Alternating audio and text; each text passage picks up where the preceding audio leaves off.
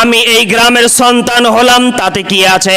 প্রায় যুবককে দেখছি তারা ইবাদত বাদ দিয়ে, নামাজ রোজাকে বাদ দিয়ে যখন 1 জানুয়ারি আসে, বিবাহ বৈঠকে যখন তাদের সময় চলে আসে, এমন ভাবে তারা ডিজে বাজিয়ে তারা গান অনুষ্ঠান করে, তারা পহেলা বৈশাখকে তারা গুরুত্ব দেয়, 1 জানুয়ারিকে আপনার গুরুত্ব দেয়, তারা মাঝমাস্তি করে, তারা পিকনিক করে খায় ডিজে বাজিয়ে, গান বাজিয়ে।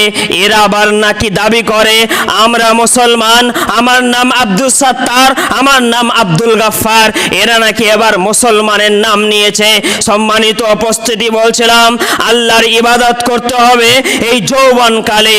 আজকে আপনি যেই নাচ গানের মধ্যে জীবনটাকে অতিবাহিত করলেন, কিন্তু মুয়াজ্জিন মসজিদে আজান দিল, ওই আজান শুনে আপনি মসজিদে আসতে পারলেন না। আপনি কিরকম মুসলমান?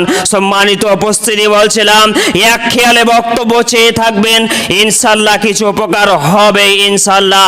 আজকে দেখুন, আমরা মুসলমান ঘরে জন্ম নিয়ে আমরা 5 ওয়াক্ত সালাতের ধার ধারি না, কিন্তু এই নামাজের পরিবর্তে যদি কোনো গানকে অনুষ্ঠান করা হয়, হজবি বিডাঙ্গা গ্রামের মানুষ কি কথা, 5 গ্রাম অঞ্চল থেকে সমস্ত মানুষ তারা এসে সেই সমস্ত গান বাজনাগুলি শুনে যাবে। যাদের হাঁটুতে ব্যথা, পায়ে ব্যথা, ঠিক মতো দাঁড়াতে পারে না, তেরা লাঠির ওপরে ভর দিয়ে তারা দাঁড়াবে। চুল সাদা সাদা হয়ে গেছে, পেকে দাড়ি সাদা সাদা হয়ে গেছে, লাঠির ওপরে ভর দিয়ে তারা সেই গান বাজনা শুনে যাবে। সেই শ্রেণীর মানুষকে যদি বলা যায় চলুন তো একবার মসজিদে সালাত আদায় করে আসি, সেই শ্রেণীর মানুষরা বলবে রুকু করতে পারি না, সিজদা করতে পারি না, এই কথা তারা বলে। সম্মানিত উপস্থিতি, বলছিলাম এই কথা যদি আমরা বলি তাহলে কখনোই আমরা নিজেকে মুসলমান বলে দাবি করতে পারবো না। আর ওই যে হুজুর আপনাকে ফতোয়া দিয়ে রেখেছে যে জুমার সালাত আদায় করলে নাকি একদিন সপ্তাহে সে মুসলমান থাকে, আরে বেটা আপনি ভুল বুঝেছেন, আপনার হুজুরও ভুল বুঝিয়েছে আপনাকে, আপনিও ভুল বুঝেছেন।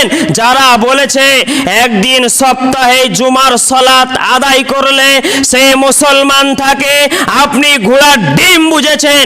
আপনাকে যদি আমি কাফের প্রমাণ না করতে পারি, আমি মুশাররফ বিন শামসের বলছি আজকের পর থেকে জাতির সামনে কোনোদিন বক্তব্য পেশ করব না ইনশাআল্লাহ।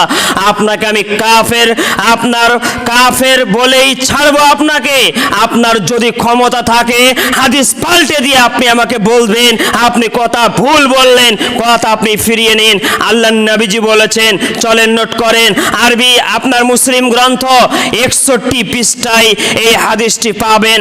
হাদিসের রাবি জাবের রাদিয়াল্লাহু তাআলা আনহুতে বর্ণিত, তিনি বলেন রাসূল সাল্লাল্লাহু আলাইহি ওয়াসাল্লাম বলেছেন যে বাইনাল আবদে বাইনাল কুফরি তারকুস সালাত, যেই ব্যক্তি ইচ্ছাকৃতভাবে, আল্লাহর নবীজি বলছেন মুসলমান এবং মুশরিকদের মধ্যে পার্থক্য হচ্ছে সালাত।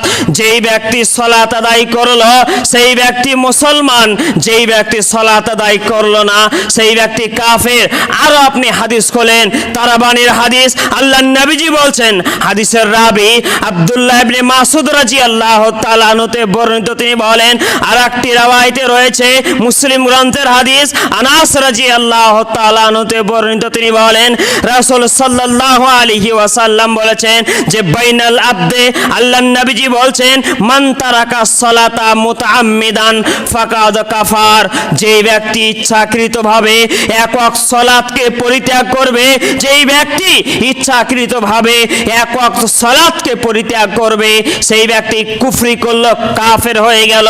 সম্মানিত উপস্থিতি, বলছিলাম সালাত কত গুরুত্বপূর্ণ ইবাদত, কি দিয়ে আমি আপনাকে বোঝাই সালাত কত গুরুত্বপূর্ণ ইবাদত। ওই যে আপনার হুজুর বলে রেখেছে জুমার সালাত আদায় করলে নাকি সেই বেটা মুসলিম থাকে, হাদিসের পাল্টা হাদিসের ব্যাখ্যাকে আপনি উল্টে ধরেন দেখি একবার, ক্ষমতা নাই আপনার। আল্লাহর নবীজি বলছেন মুসলমান এবং মুশরিকদের মধ্যে পার্থক্য হচ্ছে সালাত। তারা যখন সালাত আদায় করবে, তারা যখন নামাজ আদায় করবে তখন তারা মুসলমান, আর যখন তারা সালাত আদায় করবে না তখন তারা কাফের। এ কথাই চূড়ান্ত, আল্লাহর নবীজি বলেছেন। অতএব সেই